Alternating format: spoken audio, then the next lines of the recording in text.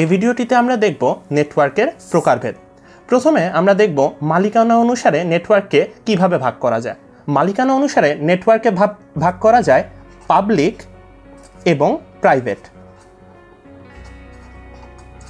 Private network কাকে বলে?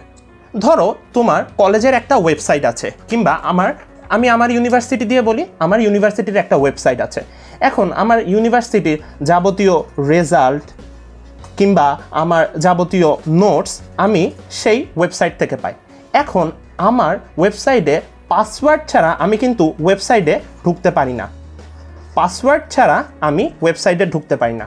তার মানে আমার যে নেটওয়ার্কটা সেটা হচ্ছে একটা প্রাইভেট নেটওয়ার্ক, যার মালিকানা নিয়ন্ত্রিত এবং এর ব্যবহারকারী কে হবে তাও নিয়ন্ত্রিত। এবার আসা যাক পাবলিক নেটওয়ার্ক কাকে বলে।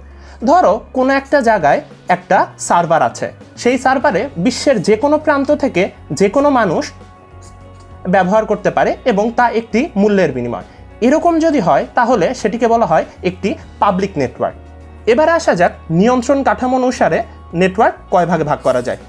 নিয়ন্ত্রণ কাঠামো অনুসারে নেটওয়ার্ককে আমরা প্রধানত দুই ভাগে ভাগ করতে পারি এবং তারপরে আরও এক ভাগে ভাগ করে মোট তিন ভাগে ভাগ করতে পারি। প্রথম ভাগটা হচ্ছে সেন্ট্রালাইজড নেটওয়ার্ক।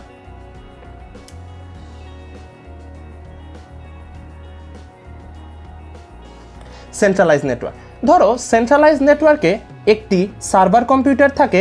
এখানেই কম্পিউটারের যাবতীয় প্রসেসিং হয়, মানে কম্পিউটার যে কাজকর্ম করে সবগুলোই এখানে সম্পাদিত হয়। এর সাথে কানেক্টেড থাকে কয়েকটি কম্পিউটার, যেটিকে বলা হয় টার্মিনাল।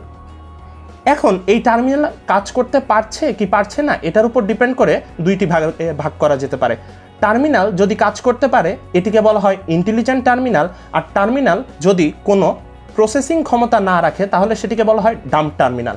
এবারে আসা যাক ডিস্ট্রিবিউটেড নেটওয়ার্ক।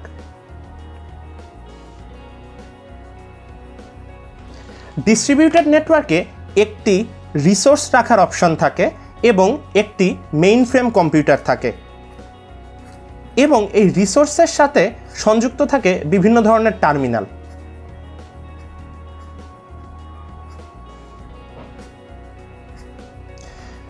আমার টার্মিনালের যদি কোনো ইনফরমেশনের দরকার হয় তাহলে টার্মিনাল এই রিসোর্স যে সোর্সটি রয়েছে তাকে রিকোয়েস্ট করে এবং এই রিকোয়েস্টটি পৌঁছে যায় আমার মেইন ফ্রেম কম্পিউটারের কাছে।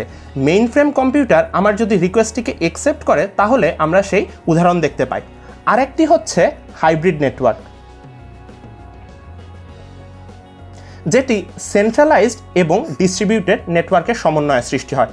সুতরাং আমরা বলতে পারি কম্পিউটার নেটওয়ার্কে আমরা প্রধানত মালিকানা অনুসারে দুই ভাগে ভাগ করতে পারি, প্রাইভেট এবং পাবলিক, এবং নিয়ন্ত্রণ কাঠামো অনুসারে আমরা তিন ভাগে ভাগ করতে পারি, যেটি গঠিত হয় সেন্ট্রালাইজড নেটওয়ার্ক, ডিস্ট্রিবিউটেড নেটওয়ার্ক এবং এই দুইটার সমন্বয়ে হাইব্রিড নেটওয়ার্কের সাহায্যে।